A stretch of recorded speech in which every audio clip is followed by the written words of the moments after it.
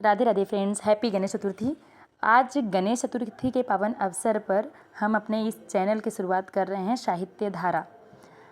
तो आज हम सुभद्रा कुमारी चौहान जी की राही कहानी से शुरुआत करते हैं। राही कहानी पढ़ने से पहले हम सुभद्रा कुमारी चौहान जी के थोड़ा सा जीवन परिचय के बारे में बताना चाहेंगे आपको कि सुभद्रा कुमारी चौहान जी का जो जन्म होता है ये 1904 में प्रयागराज के निहालपुर मोहल्ले में इनका जन्म होता है। मुख्यतः कवयित्री के रूप में ये प्रख्यात हैं। इन्होंने कई राष्ट्रीय धारा की कविताएं लिखी हैं, जैसे कि झांसी की रानी, जलियांवाला बाग, झंडे की इज्जत। तो राही कहानी की शुरुआत हम करते हैं। राही कहानी जो है ये सीधे साधे चित्र 1947 में संकलित है। 1947 सीधे साधे चित्र राही कहानी जो है संकलित है इसमें। अगर आप हिंदी विषय से किसी भी एग्ज़ाम की तैयारी करते हैं और आपके इसमें सिलेबस में राही कहानी लगी हुई है तो आप इसको अच्छे से पढ़ सकते हैं और देख भी सकते हैं। राही कहानी, सुभद्रा कुमारी चौहान। तेरा नाम क्या है? राही। तुझे किस अपराध में सजा हुई है? चोरी की थी सरकार। चोरी? क्या चुराया था तुमने? नाच की गठरी। तो यार इम्पोर्टेंट है कि क्या चुराया था राही ने? नाच की गठरी चुराया था। तो कितना नाच था? होगा 5-6 शेर।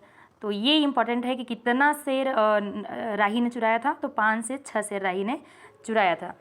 और सज़ा कितने दिन की हुई थी? साल भर की। तो राही को सज़ा कितने दिन की हुई थी? साल भर की सज़ा होती, ये भी इम्पोर्टेंट है। तो तूने चोरी क्यों की? मजदूरी करती तब भी तो दिन भर में 3-4 आने पैसे मिल जाते। हमें मजदूरी नहीं मिलती सरकार, हमारी जाति मगरोरी है। तो राही की जाति क्या होती है? मगरोरी जात होती है।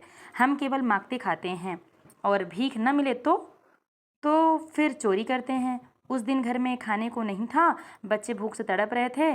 बाजार में बहुत देर तक मांगा, बोझा ढोने के लिए टोकरा लेकर भी बैठी रही, पर कुछ न मिला। सामने किसी बच्चा रो रहा था, उसे देखकर अपने भूखे बच्चे की याद आ गई। वहीं पर किसी की नाच की गठरी रखी हुई थी, उसे लेकर भागी थी कि पुलिस वाले ने पकड़ लिया। अनीता ने एक ठंडी सांस ली। तो अनीता इसकी पात्र है, ध्यान रखिएगा। ये राही के साथ 2 पात्र, राही है साथ में अनीता है। अनीता ने एक ठंडी सांस ली, बोली, फिर तूने कहा नहीं कि बच्चे भूखे थे इसलिए चोरी की? संभव है इस बात से मजिस्ट्रेट कम सजा देता। तो हम गरीबों की कोई नहीं सुनता सरकार। बच्चे आए थे कचहरी में, मैंने सब कुछ कहा पर किसी ने नहीं सुना, राही ने कहा। अब तेरे बच्चे किसके पास हैं? अनीता ने पूछा। राही के आंखों में आंसू आ गए। बोली, उनका बाप मर गया सरकार। जेल में उसे मारा था और वहीं अस्पताल में वह मर गया। तो राही का जो पति था वो कहाँ मारा गया था? जेल में ही मरा था। अब बच्चों का कोई नहीं है। तो तेरे बच्चों का बाप भी जेल में ही मारा गया। वह क्यों जेल आया था? अनीता ने प्रश्न किया। क्यों जेल आया था? तो उसे तो बिना किसी कसूर के ही पकड़ लिया सरकार। राही ने कहा।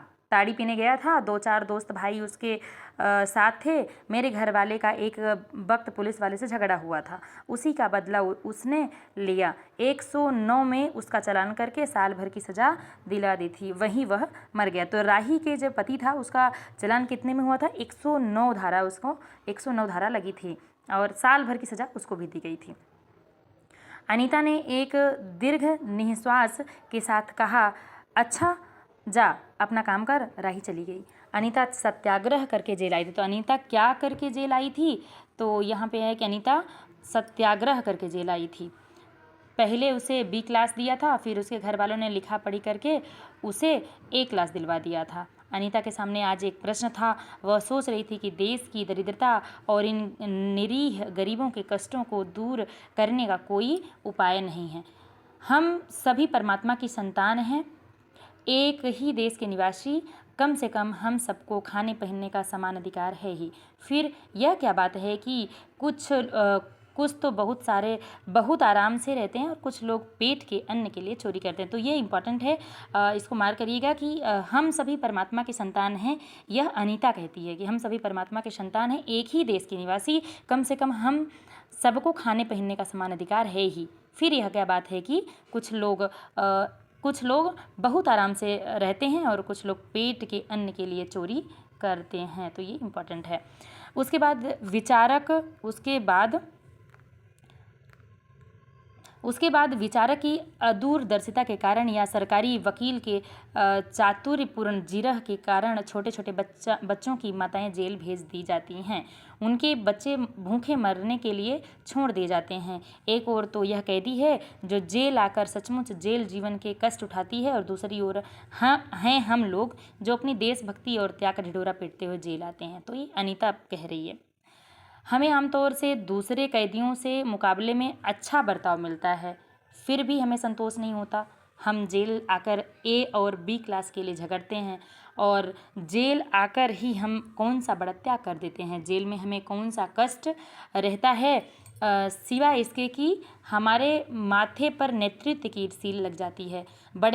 बड़े अभिमान से कहते हैं यह हमारी चौथी जेल यात्रा है। तो ध्यान रखिएगा कि अनीता की ये कौन सी जेल यात्रा थी, ये चौथी जेल यात्रा होती है अनीता की। यह हमारी 5वीं जेल यात्रा है, चौथी जेल यात्रा है, 5वीं जेल यात्रा है, और अपनी जेल यात्रा के किस्से बार बार सुना कर आत्मगौरव अनुभव करते हैं। तात्पर्य यह है कि हम जितने बार जेल जा चुके होते हैं, उतनी ही सीढ़ी हम देशभक्ति और त्याग से दूसरे से ऊपर उठ जाते हैं, और इसके बल पर जेल से छूटने के बाद कांग्रेस को राज्य की सत्ता मिलते ही हम मिनिस्टर, स्थानिक संस्थाओं के मेंबर और क्या क्या हो जाते हैं।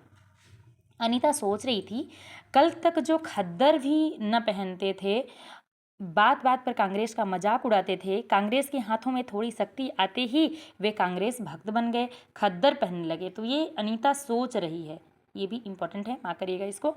यहाँ तक कि जेल में भी दिखाई पड़ने लगे। वास्तव में देशभक्ति यह है या सत्ता भक्ति? अनीता के विचारों का तांता लगा हुआ था, वह दार्शनिक हो रही थी। उसे अनुभव हुआ जैसे कोई भीतर ही भीतर उसे काट रहा हो। अनीता की विचारावली अनीता को ही खाए जा रही थी। उसे बार बार यह लग रहा था कि उसकी देशभक्ति सच्ची देशभक्ति नहीं वरन मजाक है। उसे आत्मग्लानि हुई और साथ ही साथ आत्मानुभूति भी। अनीता की आत्मा बोल उठी, वास्तव में सच्ची देशभक्ति तो इन गरीबों के कष्ट निवारण में है। ये कोई दूसरे नहीं, हमारी ही भारत माता की संतानें हैं। इन हजार लाखों भूखे नंगे भाई बहनों की यदि हम कुछ सेवा कर सकें, थोड़ा भी कष्ट निवारण कर सकें, तो सचमुच हमने अपने देश की कुछ सेवा की है। ये इम्पोर्टेंट है कि वास्तव में सच्ची देशभक्ति तो इन गरीबों के कष्ट निवारण में है। ये कोई दूसरे नहीं, हमारी भारत माता की संतानें हैं। इन हजारों लाखों भूखे नंगे भाई बहनों की यदि हम कुछ भी सेवा कर सकें, थोड़ा भी कष्ट निवारण कर सकें, तो सचमुच हमने अपने देश की कुछ सेवा की है। हमारा वास्तविक देश तो देहातों में है। किसानों की दुर्दशा से हम सभी थोड़े बहुत परिचित हैं, पर इन गरीबों के पास न घर है न द्वार है। अशिक्षा और अज्ञान का इतना गहरा पर्दा इनकी आंखों पर है कि होश संभालते ही माता पुत्री को और सास बहू को चोरी की शिक्षा देती है, और उनका यह विश्वास है कि चोरी करना और भीख मांगना उनका काम है। इससे अच्छा जीवन बिताने की वह कल्पना ही नहीं कर सकते। आज यहाँ डेरा डाल के रहें तो कल दूसरी जगह चोरी की, बचे तो बचे, नहीं तो फिर 1-2 साल के लिए जेल चले गए। क्या मानव जीवन का यही लक्ष्य है अथवा नहीं? ये इम्पोर्टेंट है कि अनीता सोच रही है, क्या मानव जीवन का यही लक्ष्य है अथवा नहीं? यदि नहीं तो विचारादर्श की उच्च सतह पर टिके हुए हमारे जन नायकों और युग पुरुषों की हमें क्या आवश्यकता? इतिहास, धर्म, दर्शन, ज्ञान विज्ञान का कोई अर्थ नहीं होता, पर जीवन का लक्ष्य अवश्य है। संसार की मृग मरीचिका में हम लक्ष्य को भूल जाते हैं। सतह के ऊपर तक पहुंच पाने वाली कुछ एक महान आत्माओं को छोड़कर सारा जन समुदाय संसार में अपने को खोया हुआ पाता है। कर्तव्य का उसे ध्यान नहीं, सत्य की समझ नहीं, अन्यथा मानवीयता से बढ़कर कौन सा मानव धर्म है? पतित मानवता को जीवन देने की अपेक्षा भी कोई महत्वपूर्ण है। राही जैसी भोली भाली किंतु गुमराह आत्माओं के कल्याण की साधना जीवन की साधना होती है। तो ये इम्पोर्टेंट है। अनीता कह रही है कि सतह के ऊपर तक पहुंच पाने वाली कुछ एक महान आत्माओं को छोड़कर सारा जन समुदाय संसार में अपने को खोया हुआ पाता है। कर्तव्य का उसे ध्यान नहीं, सत्य की समझ नहीं, अन्यथा मानवीयता से बढ़कर कौन सा मानव धर्म है। पतित मानवता को जीवन दान देने की अपेक्षा भी कोई महत्वपूर्ण है। राही जैसी भोली भाली किंतु गुमराह आत्माओं के कल्याण की साधना जीवन की साधना होनी चाहिए। सत्याग्रही की यह प्रथम प्रतिज्ञा क्यों न हो, देशभक्ति का यही मापदंड क्यों न बने। अनीता दिन भर इन्हीं विचारों में डूबी रही। शाम को भी वह इसी प्रकार कुछ सोचते सोचते सो गई। रात में उसने सपना देखा कि जेल से छुटकारा वह इन्हीं मागरोरी लोगों के गांव में पहुंच गई है।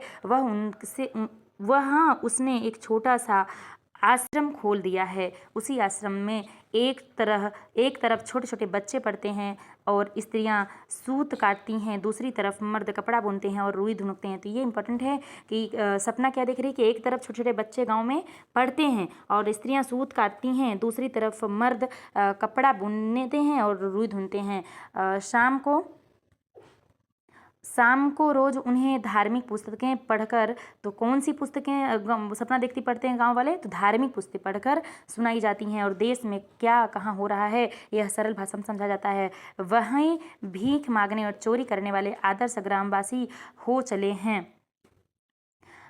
रहने के लिए उन्होंने छोटे छोटे घर बना लिए हैं। राही के अनाथ बच्चों को अनीता अपने साथ रखने लगी है। अनीता यही सुख स्वप्न देख रही थी। रात में वह देर से सोई थी। रात में वह देर से सोई थी। सुबह 7 बजे तक उसकी नींद खुल पाती है। तो अनीता के कितने बजे नींद खुलती है? 7 बजे सुबह खुलती है। अचानक स्त्री जेलर ने आकर उसे जगा दिया और बोली, आप घर जाने के लिए तैयार हो जाइए, आपके पिता बीमार हैं, आप बिना शर्त के छोड़ी जा रही हैं। अनीता अपने स्वप्न को सच्चाई में परिवर्तित करने की एक मधुर कल्पना लेकर चली गई। तो आशा है कि आपको ये कहानी पसंद आएगी। तो इसमें राही ने कितने ग्राम की चोरी की थी? तो 5-6 सेर अनाज की चोरी करती है राही। अनीता भी एक पात्र होती है। अनीता संपन्न परिवार वर्ग की पात्र होती है। स्वतंत्रता आंदोलन में जेल आती है। राही जो है गरीब परिवार की रहती है और साल भर की सजा मिली रहती है राही को। राही कहानी जो है सीधे साधे चित्र नामक कहानी संग्रह में प्रकाशित होती है। हंस पत्रिका में वैसे प्रकाशित होती है और सीधे साधे चित्र में संकलित रहती है। ओके, अब आशा करती हूँ कि आपको ये कहानी पसंद आएगी। मिलते हैं अगले वीडियो में, तब तक धन्यवाद।